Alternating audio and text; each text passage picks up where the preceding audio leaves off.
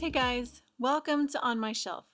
Today I'm talking about a book that will make you laugh, cry, rage, and feel every emotion in between. Kill 'Em and Leave, Searching for James Brown and the American Soul by James McBride is probably the best narrative nonfiction book I've read all year. I have to start by saying that I'm a huge fan of James McBride and have almost read everything he's written. This book was interesting, humorous, truthful, smart, and probing. It not only examined James Brown's often fabled life and the truth behind what we've heard to date, but it also examined the relations between blacks and whites in an honest, graceful, curious way. Take this quote, for example. "Such is the complexity of race relations in America's South, where race keeps you in a kind of grid in which you never know where to step. Blacks and whites together, but not together. Living as one, but not as one. Living as family, but a dysfunctional family." McBride nails it. I live in the South, and I know this is true. These sorts of asides serve to make McBride's readers trust him, and trust him they will as they make their way through the story of James Brown and a fortune that was intended to benefit poor children, but never actually made it there. The book is more than just the history of James Brown. It's the history of black music, the history of funk and soul, the history of life in the South. So many stories about James Brown have been told since the musician's death, but none of them has been told as beautifully and honestly as this one. McBride conducted interviews with people who had remained quiet until he got hold of them. He's a journalist, and he gets all the way to the truth of Brown's life and legacy, and the whole journey is fascinating. McBride is a black musician himself, so he would also slip in asides about the state of professional musicians, like this one. Here's how music history in America works. A trumpet player blows a solo in a Philly nightclub in 1945.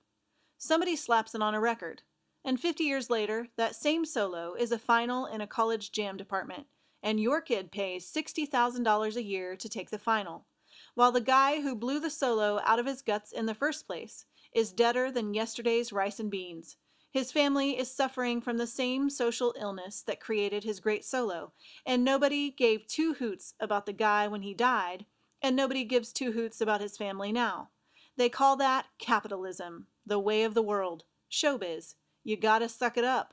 An upcoming movie about diversity, and my favorite term, cultural history. I call it fear, and it has lived in the heart of every black American musician for the last 100 years. In the course of the book, McBride talks to people like Brown's first wife, his manager, his musicians, people who knew the real James Brown. He uncovers the legal contest over Brown's estate, a fight that has prevented any of the money Brown left for poor children in Georgia and South Carolina to actually reach them. I first picked up a book by James McBride when his novel, The Good Lord Bird, won the National Book Award for Fiction in 2013. It's a Southern tale, just like Kill 'Em and Leave. I knew then that I'd have to read whatever James McBride put out into the world. McBride is a master at bringing his readers into a story, whether he's telling a fiction one or a familiar nonfiction one. He has a way with words that breathes life into the simplest of phrases and stories. I've made it my mission to be like James McBride when I grow up. I'll leave you with one last quote from Kill 'Em and Leave. These are the opening sentences and prove how McBride uses language to expertly draw his readers into a world they will not want to leave.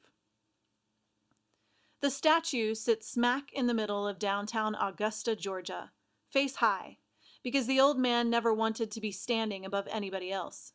He wanted to be down with the people.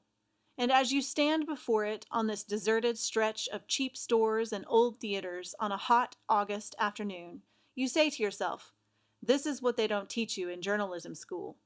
To walk through the carcass of a ruined, destroyed life, this broken life and the one behind it, and the ones behind that. To navigate the maze of savage lawyers who lined up to feed at the carcass. To listen to the stories of the broke musicians who traveled the world in glory, only to come home with a pocket full of nothing. To make sense of the so-called music experts who help themselves to a guy's guts and history trying to make a dollar change pockets. Everybody's got a hustle in this world.